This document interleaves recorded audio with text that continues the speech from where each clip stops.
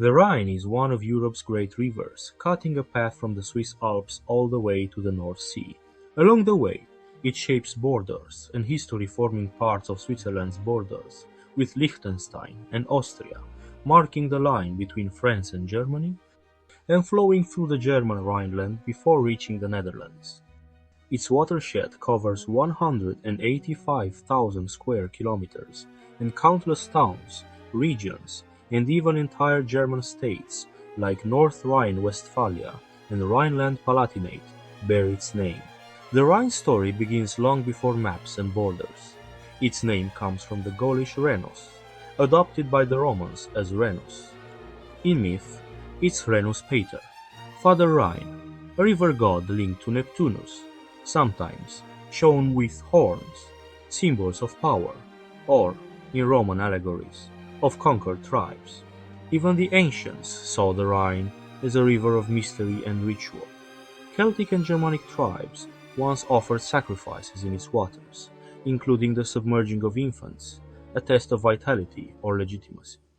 This is a river that has shaped lives, borders, and legends for thousands of years, and its story is just beginning.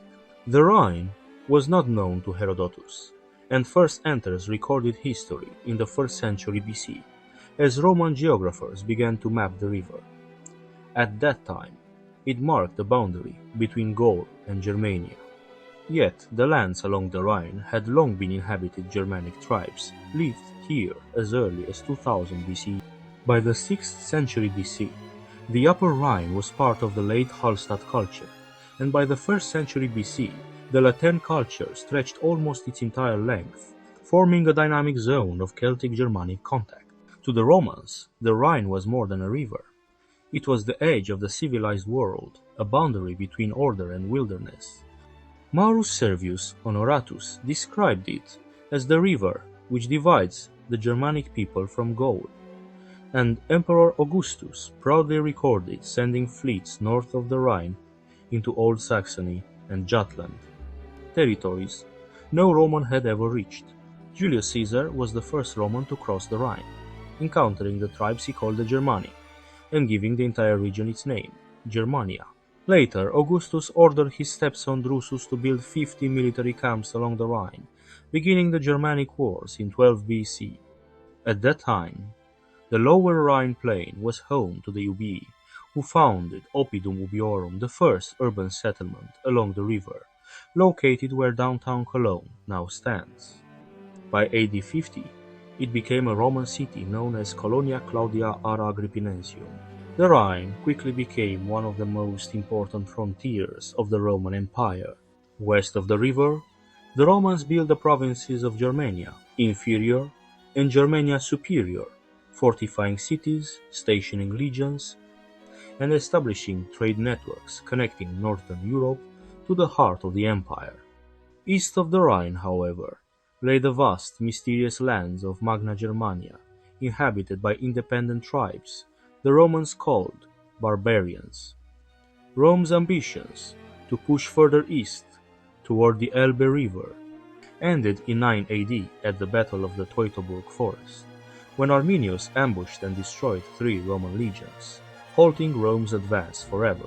From the death of Augustus in AD 14 until after AD 70, the Rhine and the Upper Danube defined Rome's Germanic frontier. Beyond these rivers, Roman control extended only to the fertile plains near Frankfurt, the southern slopes of the Black Forest, and a few scattered bridgeheads. The northern Rhine, wide and deep, remained a stable boundary, while the Upper Rhine and Danube could be crossed more easily, leaving wedges of foreign territory between modern-day Baden and Württemberg. Germanic populations were sparse here, while Roman subjects from Alsace-Lorraine sometimes crossed eastward over the river. Rome stationed 8 legions along the Rhine, though the number later dropped to 4 as some troops were redeployed to the Danube frontier. Between AD 14 and 180, the deployment was as follows. In Germania Inferior, there were 2 legions at Vetera, modern Xanten, 1st Germanica and 20th Valeria Victrix, the latter composed of Pannonian recruits. 2 more legions were stationed at Oppidum Ubiorum, later Colonia Agrippina, now Cologne, 5th Alaudae, originally from Gallia Narbonensis, and 21st Rapax, possibly raised from Galatian troops. In Germania Superior, the legionary presence included 2nd Augusta at Argentoratum, modern Strasbourg, 13th Gemina at Vindonissa, modern Windisch, and the Double Legion, stationed at Moguntiacuma, modern Mainz, 14th Gemina, and 16th Gallica. Notably, the future Emperor Vespasian had once commanded 2nd Augusta before ascending to the throne. These military districts shaped the surrounding tribes. Upper Germanic peoples, for example, eventually formed the Alemanni, reflecting Roman administrative distinctions in their confederations. For a time, the Rhine was no longer a strict boundary when the Franks crossed the river, occupying Roman Gaul as far as Paris. By the 5th century, Germanic migrations established kingdoms along the Rhine, Francia in the lower Rhine, Burgundy in the upper Rhine, and Alemannia on the high Rhine. This era, the Germanic heroic age, lives on in legend, from Siegfried slaying the dragon at Drachenfels near Bonn, to the court of the Burgundians at Worms, and Hagen throwing Kriemhild's treasure into the Rhine. On 31 December 406, a mixed group of barbarian tribes, including the Vandals, Alans, and Suebi, crossed the Rhine, breaching one of the late Roman Empire's most secure frontiers. This dramatic event is considered a climactic moment in the decline of the Western Roman Empire, triggering widespread destruction in northern Gaul and the collapse of Roman civic order. It also sparked instability in Britannia, where 3 successive usurpers rose to power. The crossing marks a key moment in the migration period, when various Germanic tribes moved west and south from southern Scandinavia and northern Germania. Ancient sources document the event in detail. Prosper of Aquitaine, in his chronicle, records the crossing precisely on 31 December 406.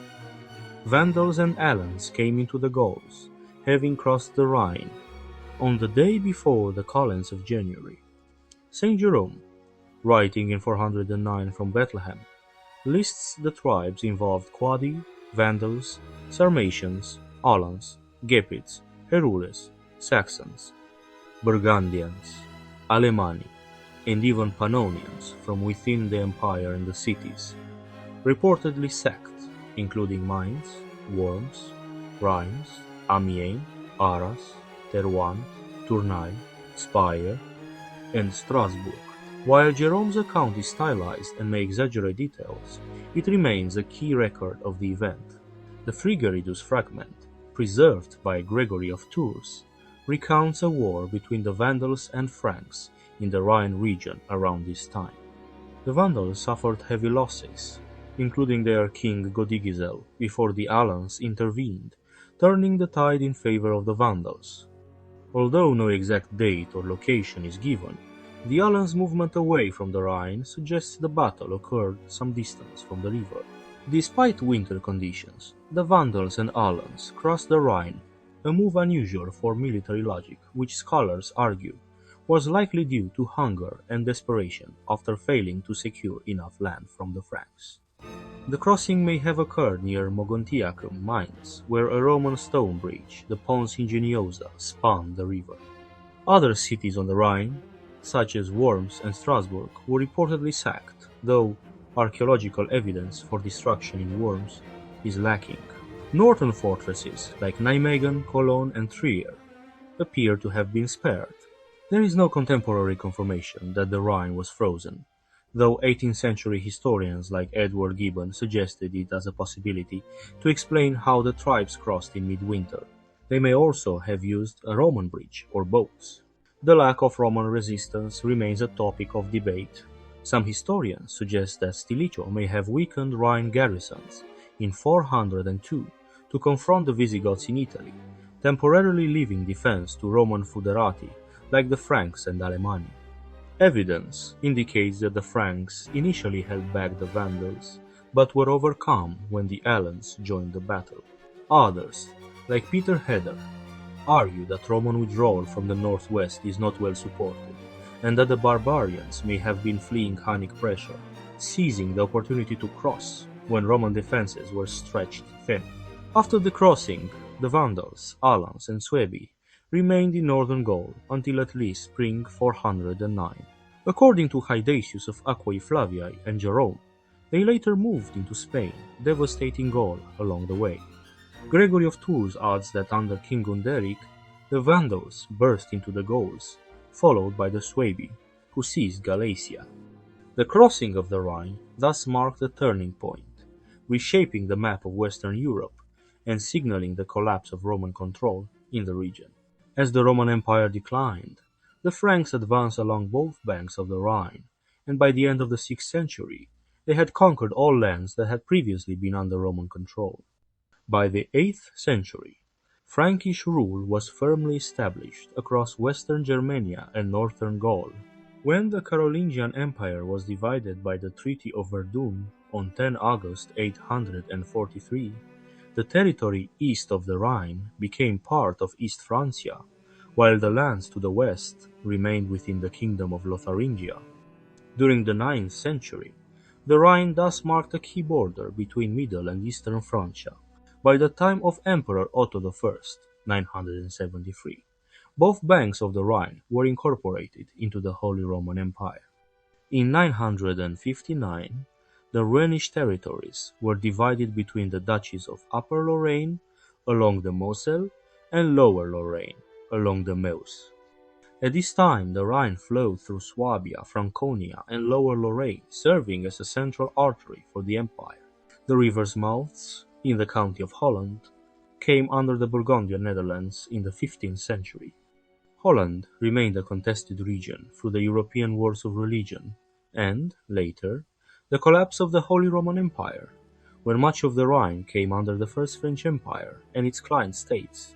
On the Upper Rhine, the Alsace region on the left bank was sold to Burgundy by Archduke Sigismund of Austria in 1469 and eventually became part of France during the 30 Years' War. Today, the numerous historic castles of Rhineland-Palatinate testify to the Rhine's enduring importance as a commercial and strategic route throughout medieval Europe. Some of the most famous castles along the Rhine include Eltz Castle, renowned for its exceptional preservation, Marksburg Castle, notable as the only fully intact medieval castle on the Middle Rhine, and Ehrenbreitstein Fortress, which stands as the second largest preserved fortress in Europe. Eltz Castle is a medieval fortress between Koblenz and Trier, Germany. Remarkably, it has never been destroyed, along with Bursheim and Lissingen castles in the Eifel region, and it remains owned by the House of Eltz, whose family has lived there since the 12th century. The castle is surrounded by the Eltz Forest, a protected nature reserve under flora-fauna habitat and Natura 2001. Eltz Castle is a Gannerbenburg, meaning it was built to house multiple branches of the same family. The castle was divided into separate living complexes for the three family branches, sharing the fortifications for defense. Its main structures include 8 towers reaching 30-40 meters high, with over 100 rooms that once housed around 100 family members. A village below the castle supported it with craftsmen and servants. The site originally sat along a vital trade route from the Roman period. After the fall of the Western Roman Empire, the Franks controlled the area, and during Charlemagne's empire, a simple manor hall with an earthen palisade stood here. Later, the House of Eltz built the Platels Romanesque keep, which remains the oldest part of the castle. By 1157, under Frederick Barbarossa, the fortress played a key role in protecting trade through the Moselle Valley and Eifel region. Between 1331 and 1336, the castle endured its only major siege during the Eltz feud, when the lords of Eltz resisted the territorial ambitions of Balduin von Trier, the Elector and Prince Archbishop. Bombarded with primitive cannons and catapults from the nearby Trutzel's castle, the siege ended after 2 years, with the Eltz lords reinstated as vassals. Over the following centuries, the castle was expanded. The Greater Rodendorf House was built starting in 1470, completed around 1520, followed by the Little Rodendorf House in 1540. The Rubenach wing was added in 1472, and the Germanic section in 1615, notable for having every room heated, a luxury rare at the time. During the Palatinate War of Succession, 1688-1689, many Rhenish castles were destroyed, but Hans Anton zu Eltz, Uttingen, serving in the French army, protected Eltz castle. During French occupation of the Rhine, 1794-1815, Count Hugo Philipp zu Eltz reclaimed his lands and became sole owner in 1815. In the 19th century, Count Karl zu Eltz undertook extensive restoration, and further preservation work was carried out between 2009 and 2012, including roof replacement, structural repairs, and interior renovations, with costs supported by the German government and preservation foundations. Today, parts of Eltz Castle are open to the public from April to November, including the Rubenach and Rodendorf wings, showcasing treasures, armor, and historic artifacts. The Kempenisch family still resides in their portion. Eltz Castle has also appeared in popular culture. It featured on the German 500 Deutsche Mark note, 1965-1992, served as the exterior of a military asylum in the 1979 film The Nine Configuration, and inspired locations in the Belgian comic Le Feu de Wotan. Marksburg Castle rises above the town of Braubach, in Rhineland-Palatinate, Germany. It is part of the Rhine-Gorge UNESCO World Heritage Site and, unlike many castles, was built for defense rather than royal residence. Its most striking feature is a belfry shaped like a butter churn tower. Of the 40 hill castles between Bingen and Koblenz, Marksburg is one of only two never destroyed, the other being Maus Castle, and the only one that never fell into disrepair. The castle's origins date to 1100, when the Epstein family built a stone keep.